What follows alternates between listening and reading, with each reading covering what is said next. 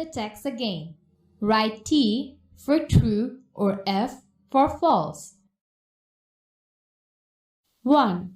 There was a fire at Raju's school when he was in class 5. Fill in the blanks. 1. Raju is a full-time firefighter.